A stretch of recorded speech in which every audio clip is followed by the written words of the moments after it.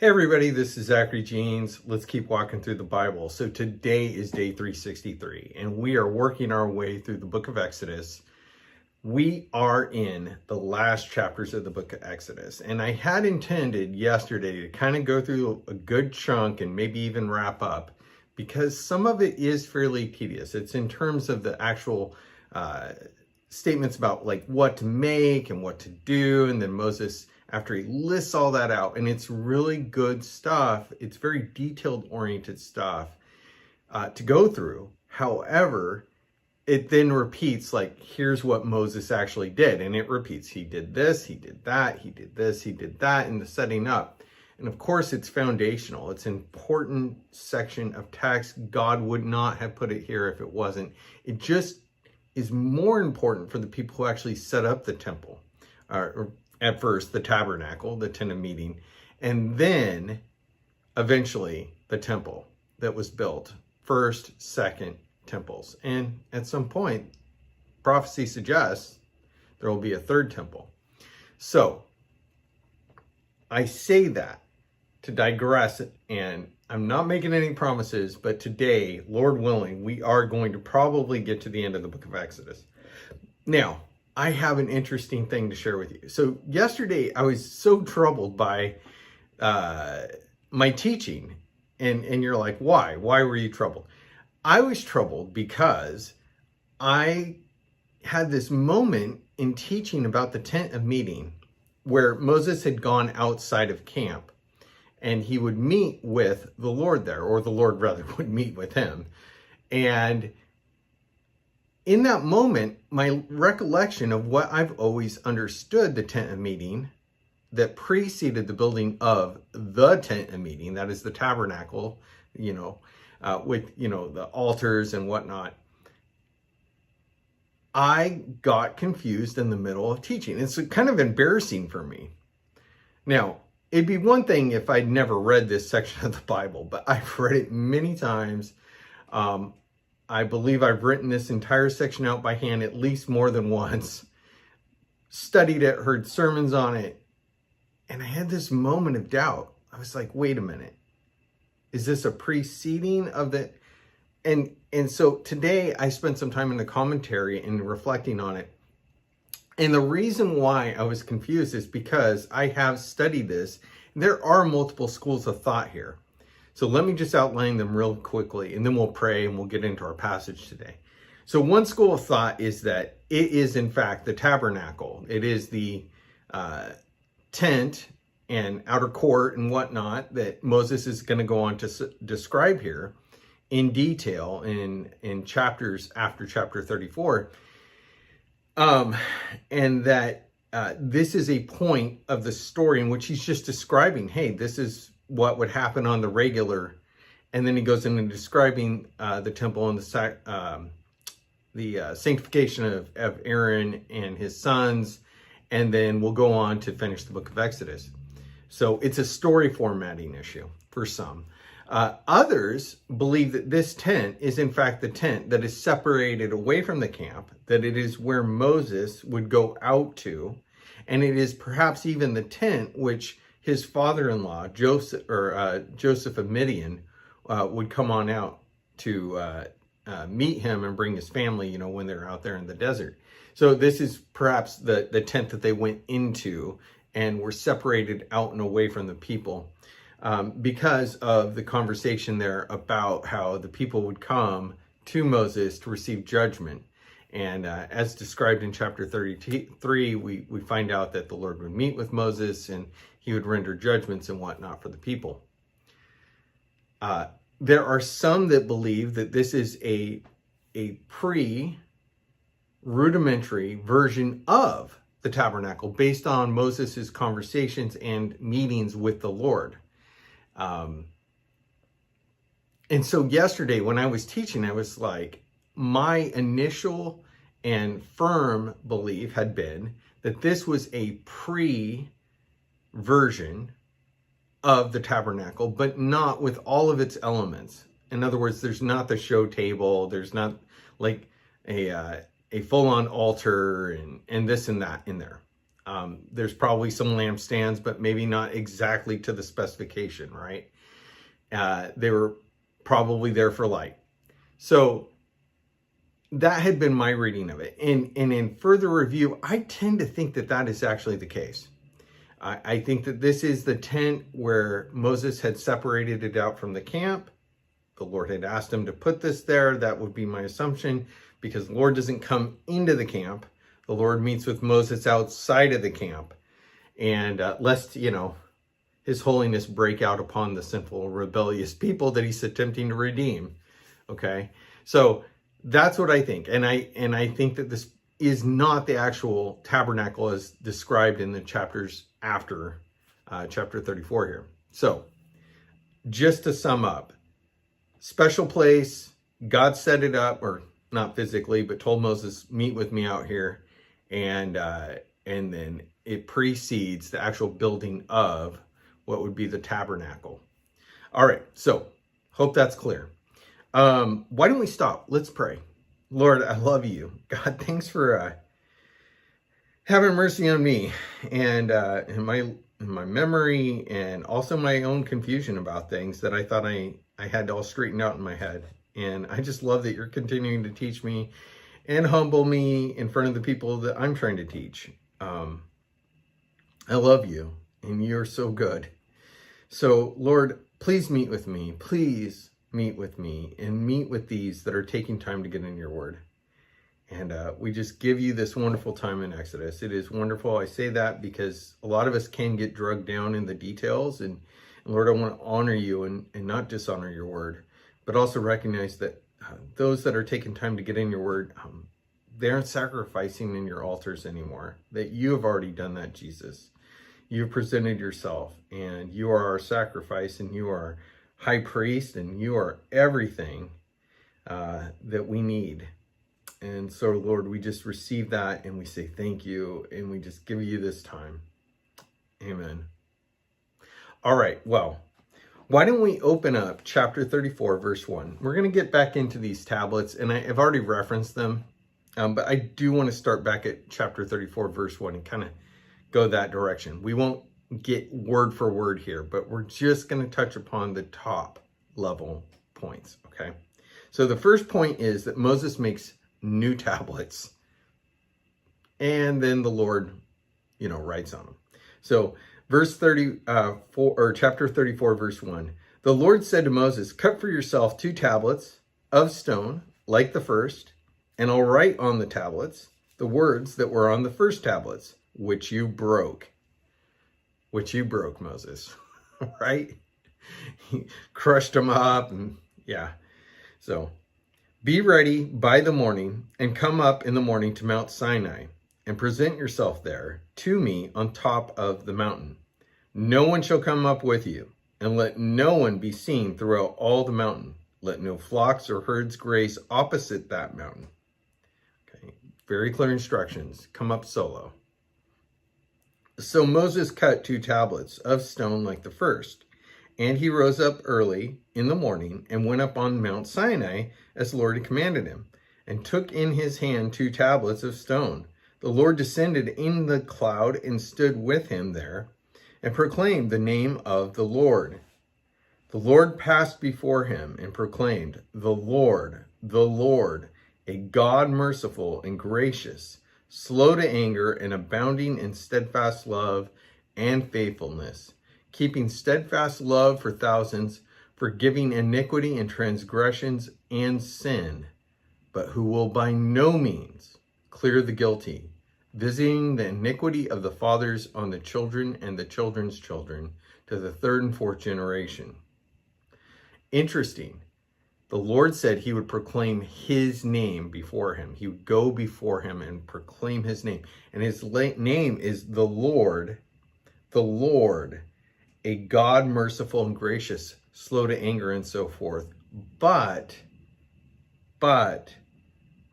who will by no means clear the guilty, who in fact visit the iniquity of the fathers on generations past or going forward. And this is the name of the Lord. So a lot of people wonder, they're like, wait a minute, isn't God love? And then all the passages which say that God is just and a bringer of judgment. And they're like, how can that be? Well, because you have a naive view of love. And also, it's because we have a naive view of justice. That is to say that we have a limited and also biased view of what love and justice is. We can experience both love and justice for others in this world with our very limited view. I was just chatting with a guy who works at a public works organization in a large city. And this person 5 years ago said, admittedly so, that his views today do not represent and would have horrified himself had he heard them 5 years prior. But his experience in working in his role, a fairly senior level role, in a public works organization that has contact with a broad spectrum of the city and deals with the drugs and the crime and the houselessness across that city, his views have changed, and he believes, through much trial of his own soul and coming to wrestle with these issues, that there needs to be a much more severe and immediate act of justice performed in regards to those who violate and commit crimes, especially at the street level. And this is a person, trust me, who would know. This is a person who deals in this world. And he told me that had he told himself these points of view 5 years younger, he would have been aghast. He would have been shocked, disagreed, would have been angry with himself or this person that was presenting his views as of today. And he would have appealed to more of a sense of love and grace and mercy, a greater sense of patience. But over time, he came to realize that those expressions of patience did not, in fact, aid in protecting those people that he saw his role being responsible for engaging. And it did not, in fact, help or change the trajectory of the people that were committing those crimes at the street level. What he has seen work, not through his organization, but on the ground through just anecdotal knowledge, is that, and perhaps it wasn't even legal, but when there was a immediate response to those people creating those crimes, those people in their drug-induced psychotic state understood the pain of immediate retribution. And so he, being in a public works situation, totally understands that is likely not to happen from a government point of view. And he understands the deeply challenging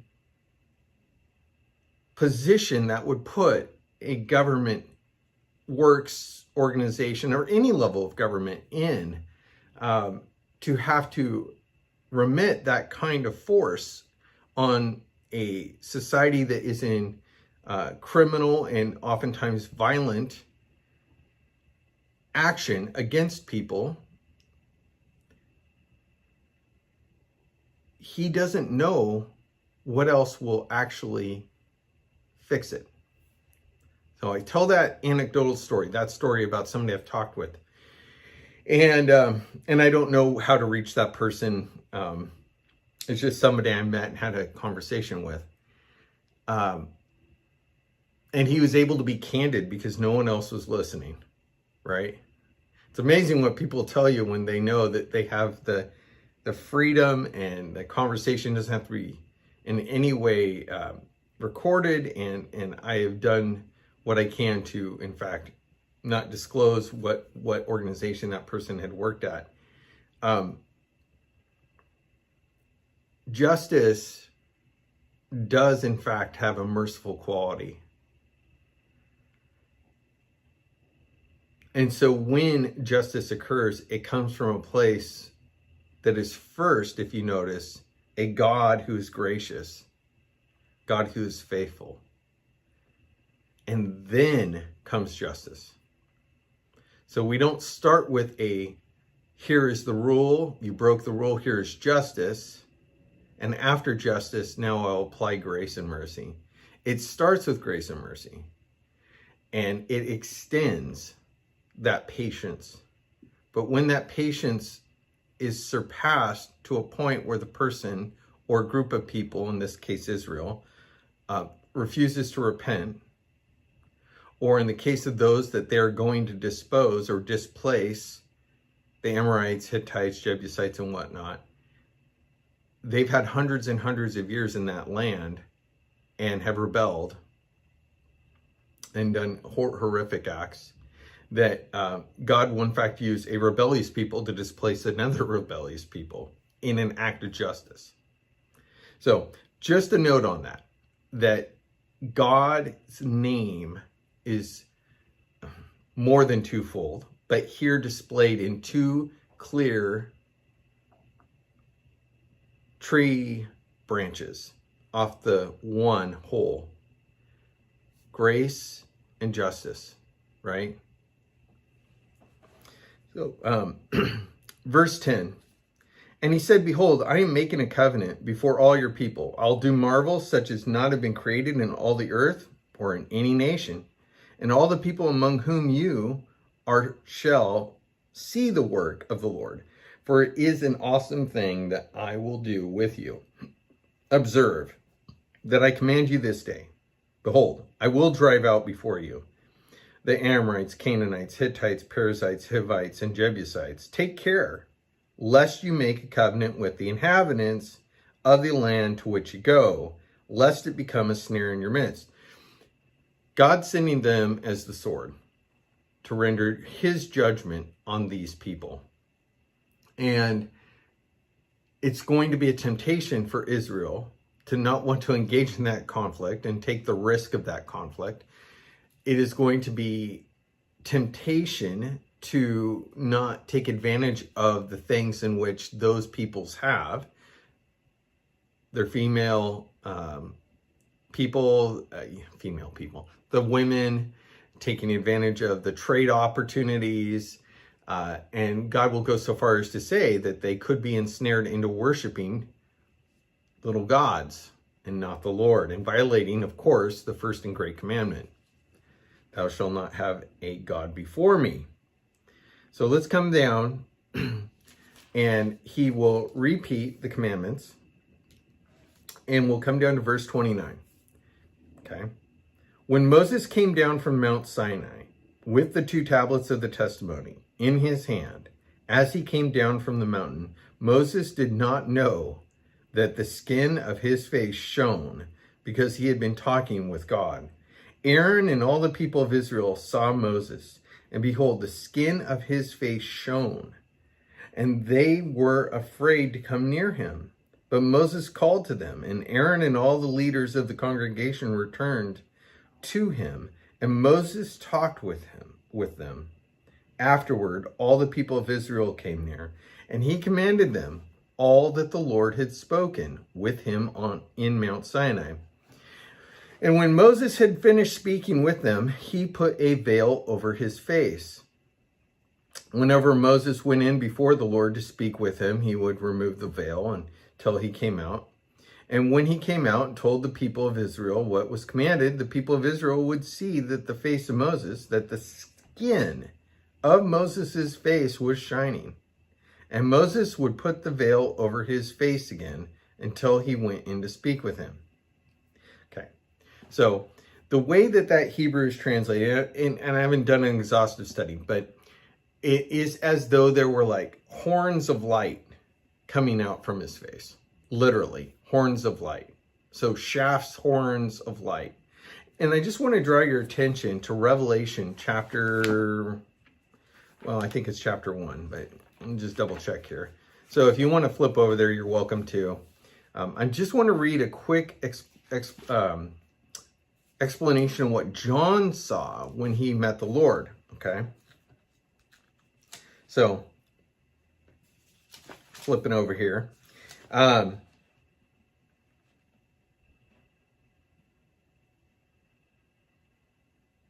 All right, here we go. Then I turned, verse 12 of chapter 1. Then I turned to see the voice that was speaking to me.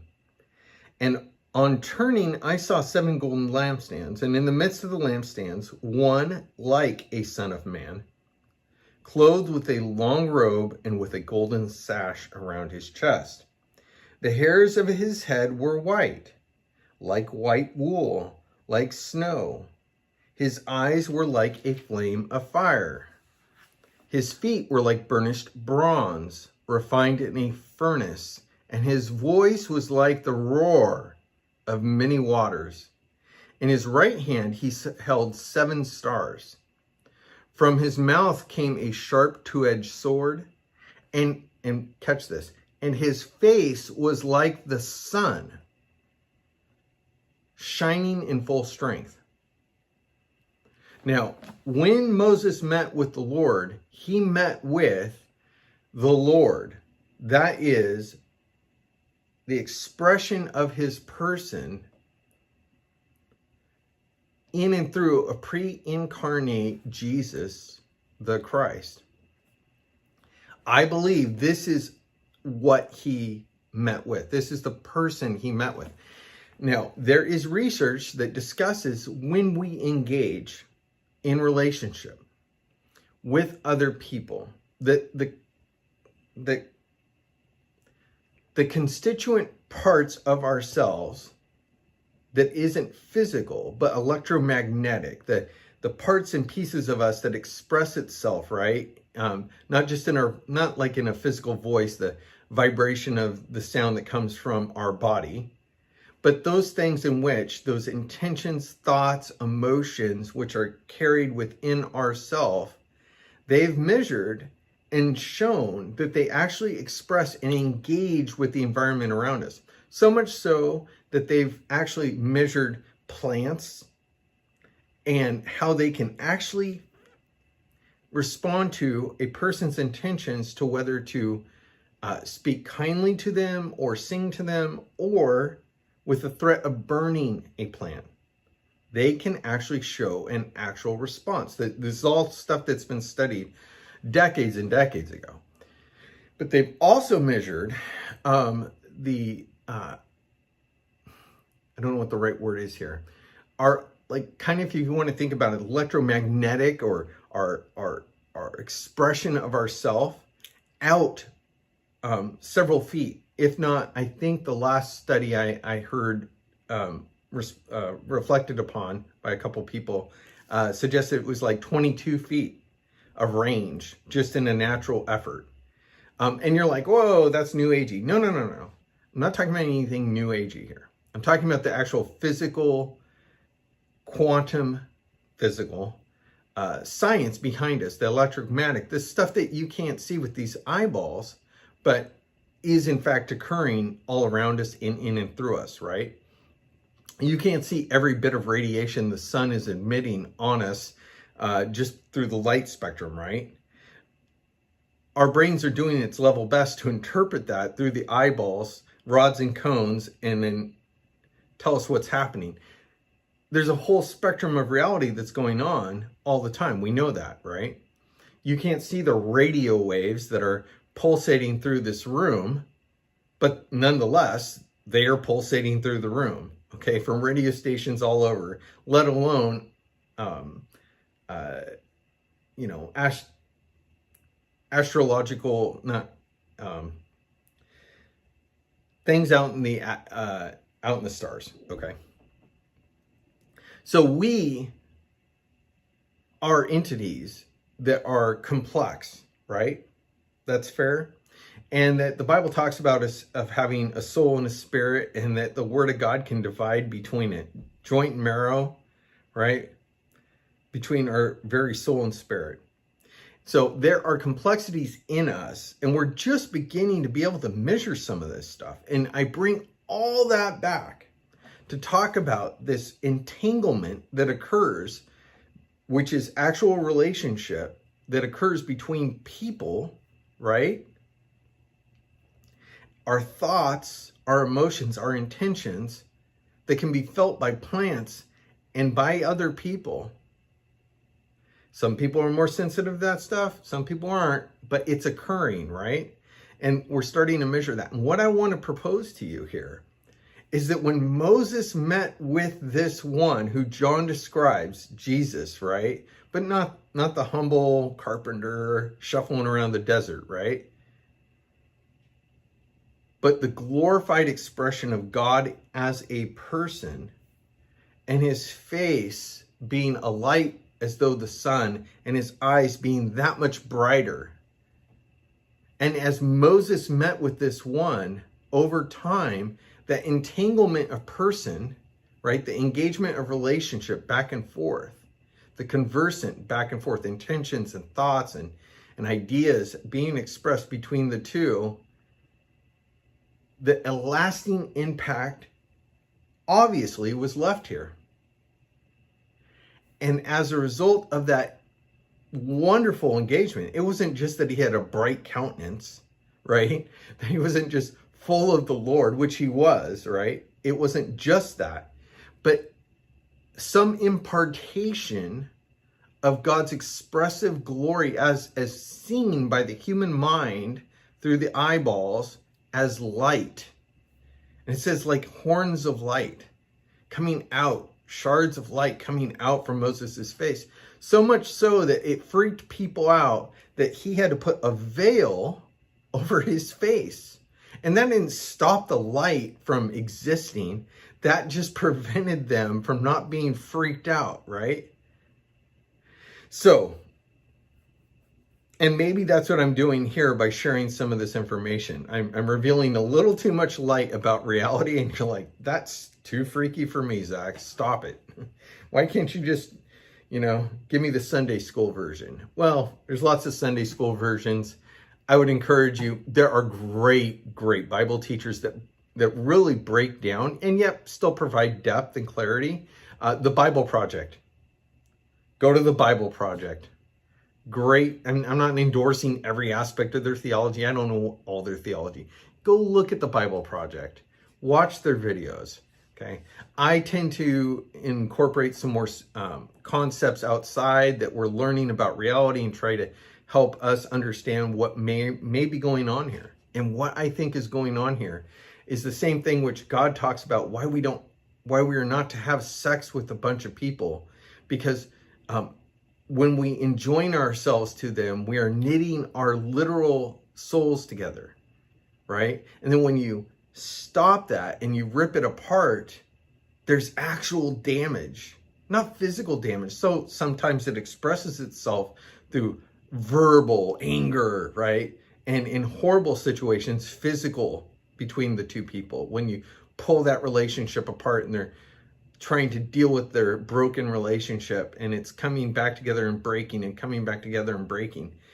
But if you want to think of it as the tearing of a muscle or a ligament, right, that's been joined together through a physical union, which does more than just an orgasm, right? It does way more than just a passionate feelings that come with sex.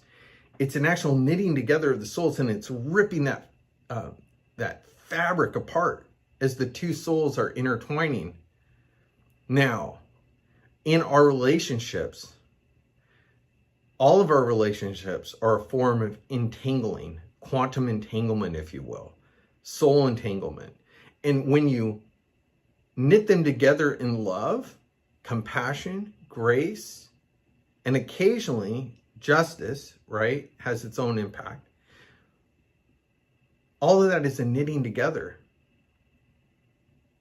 And so when you have a right relationship with the Lord and you're knit together in a conversation and a learning and a divulging of who the Lord is by the power of God's Spirit that lives and dwells within this tent, right? Once you have that engagement of faith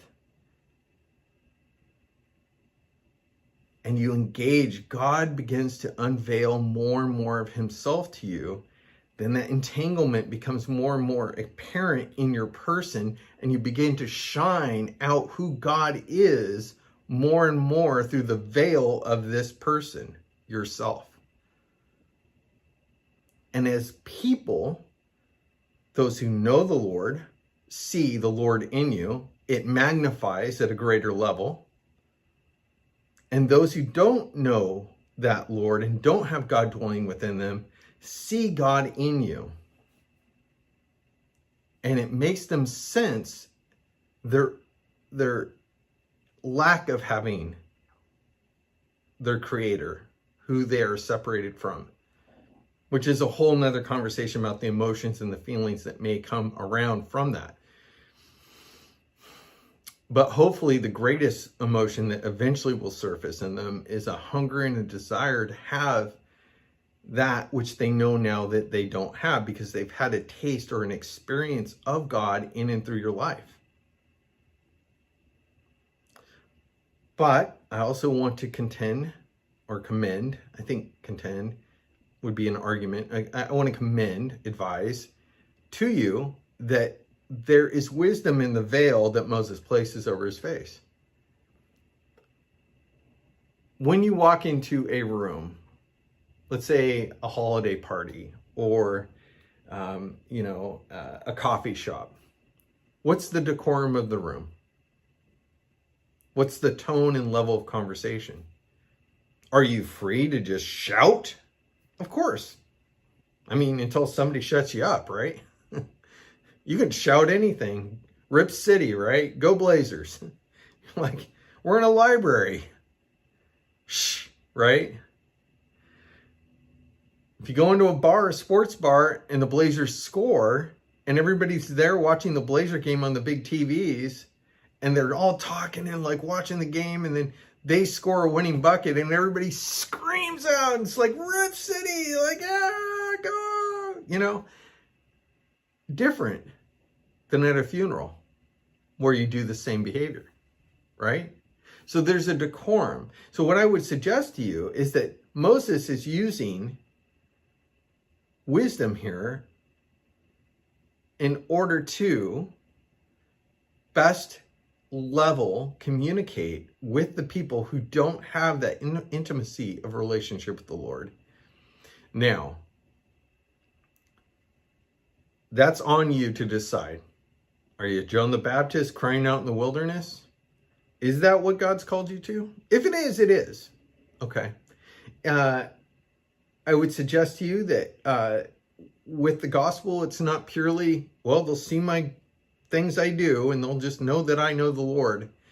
Well, no, the gospel does have more than just doing, okay? Handing out peanut butter and jelly sandwiches is not the gospel.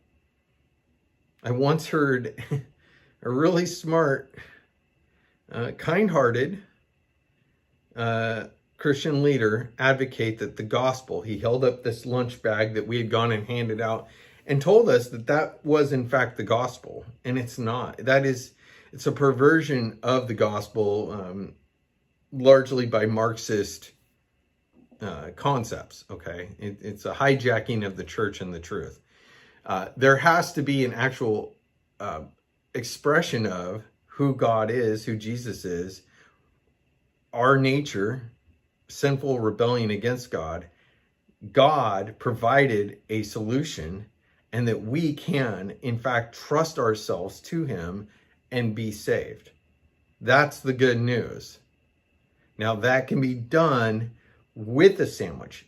It doesn't have to be done in every conversation. Many sandwiches can be given. Okay, many acts of love can be produced. They can see the testimony of God's life in you. But seeing it, just like seeing a beautiful mountain declaring God's glory, or a starscape declaring his glory, or hearing animals waking up in the morning and chirping and waking to the new day is a beautiful thing. All these things declaring God's glory don't contain within it the actual message of the gospel. So when is it appropriate to share? Well, it takes discernment, right? When do you lift the veil fully and declare, situation by situation, moment by moment, ask the Lord for his guidance. So I think that's where we're going to stop today. Again, I always think we're going to get farther, but I feel like chapter 34 stands on its own here. And we're going to go ahead and close. Just want to say thank you. Please continue to pray for me. Pray for what we're doing here. Please pray that God will guide and use me the way I'm supposed to be used. And I just lay all this at his feet. I hope you do too. So keep walking. That's the key. Whether you stumble a little bit like I did yesterday, trying to figure out what I was talking about at the tenant meeting or not, right? Keep walking. All right? God bless you. Bye-bye.